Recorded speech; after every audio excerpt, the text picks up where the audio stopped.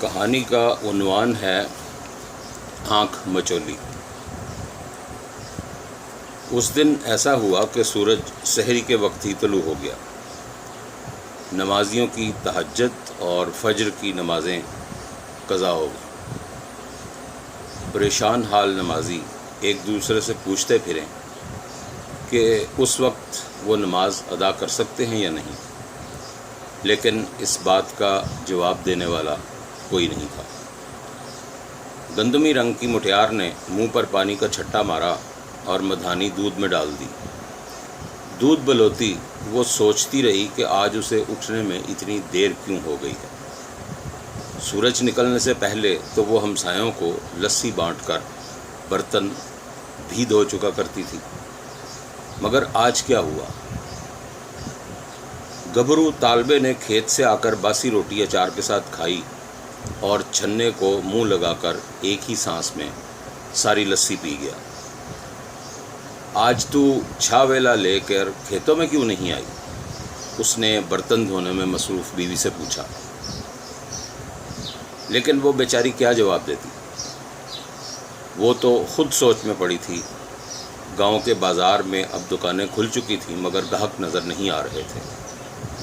سحری کے وقت طلوع ہونے والا سورج شدت کی گرمی کا باعث بن چکا تھا۔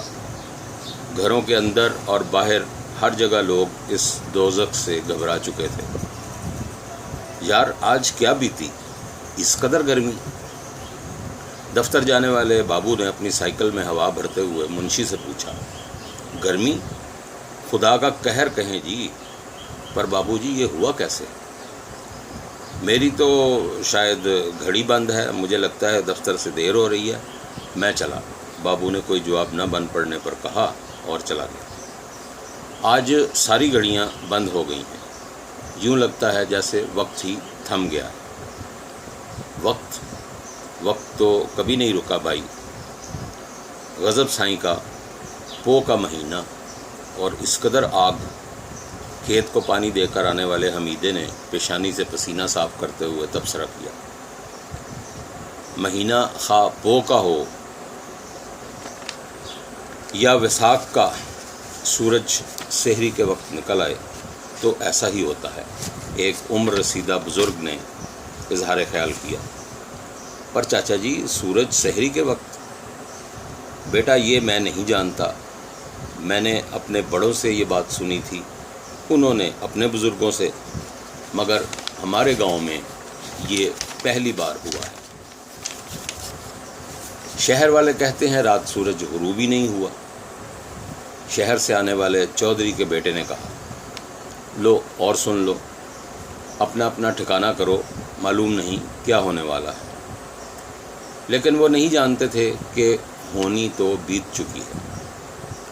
سارا دن اسی سوچ بچار میں گزر گیا کہ سورج سحری کے وقت کیسے نکل آیا، اور سورج نکلتے ہی جھلسا دینے والی گرمی کیسے پڑنی شروع ہو گئی۔ دوپہر بھی اسی حدت میں گزری۔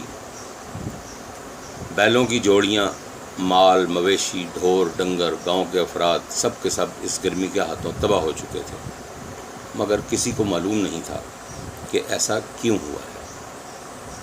شہر میں پڑھنے والے بچے، دفتروں میں کام کرنے والے بابو، بزرگ اور سیانے سب ایسے چپ تھے کہ کسی نے ان کی قوت گویائی سلب کر رکھی ہو۔ سورج نکلے 18 گھنٹے ہو چکے تھے، لیکن گرمی کی تپش ایسی تھی گویا ابھی صرف دوپہر ہو۔